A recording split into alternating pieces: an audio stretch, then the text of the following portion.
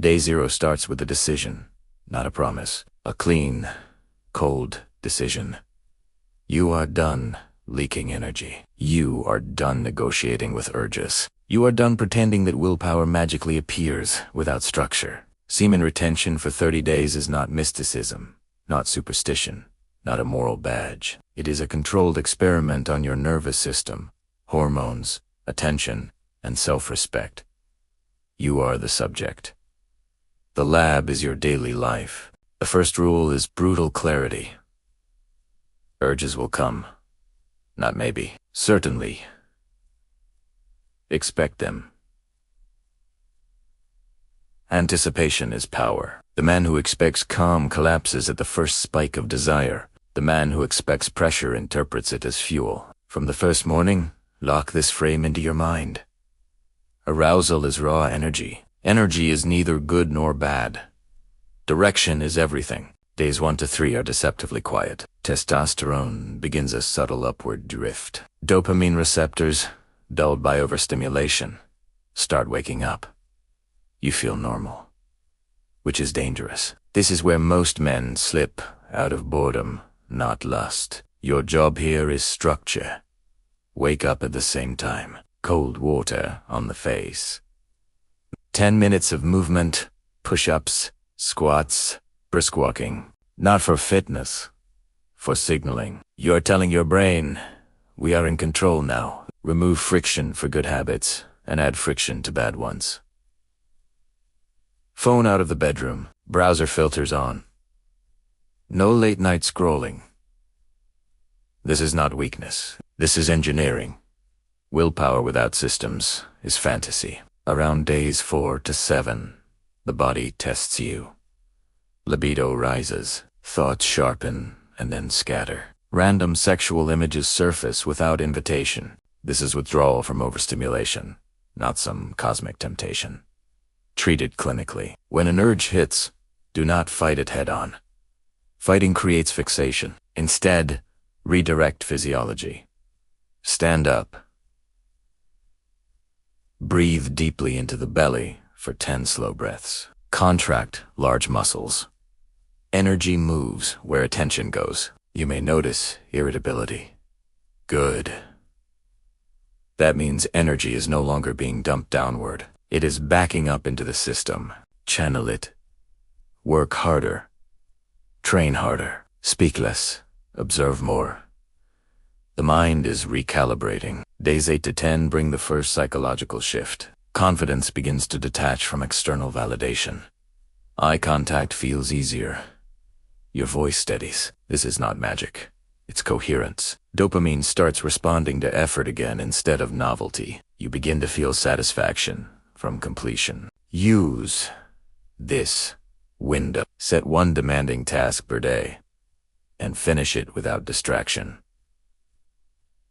Completion compounds.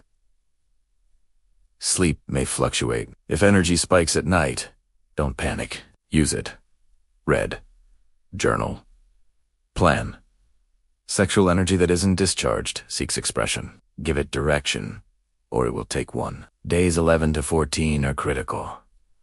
This is where streaks die. The brain offers bargains. You've proven control. One release won't hurt. This is a lie dressed as logic. One release doesn't just release semen. It releases the identity you are building. Identity, momentum matters. Every day retained is a vote for the man who does not fold. Physically, you may feel pressure in the pelvic area. This is normal. The body regulates sperm through reabsorption and breakdown. Nothing is wasted. Raw materials are recycled. Mentally, you may experience heightened awareness and sudden emotional memories. Retention removes the numbing agent. You start feeling again. Stay steady. By days 15 to 18, discipline becomes quieter. You are no longer white-knuckling every urge. Focus lengthens. Conversations feel more grounded. You notice details, posture, tone, inefficiency. This is surplus attention. Most men never experienced it because it is constantly bled away. Now, increase standards. Clean your environment. Eat cleaner. Reduce sugar and junk stimulation. Your nervous system is sensitive now. Feed it garbage and expect chaos. Feed it order, and it rewards you with clarity. Sexual thoughts may still arise, but they feel different, less compulsive, more distant. This is the separation between impulse and action. This gap is power. In this gap, character is built. Days 19 to 22 often bring a surge. Physical strength, mental aggression, ambition. You may feel unstoppable and reckless at the same time. Watch this carefully. Energy without humility becomes arrogance. Keep routines boring. Keep promises small and unbroken. This is not the time to test your limits with temptation. Protect the streak like a valuable asset. Use the surplus energy for output. Writing, studying, building, training. The body wants expenditure. If you don't choose the outlet, biology will. Around days 23 to 26, a calm confidence sets in. Not hype, not mania. Stillness. You are less reactive. Insults bounce off. Praise doesn't intoxicate. This is internal authority. People feel it, even if they can't name it. You are no longer chasing stimulation. You are generating direction. This is also when complacency whispers, "You're cured." No.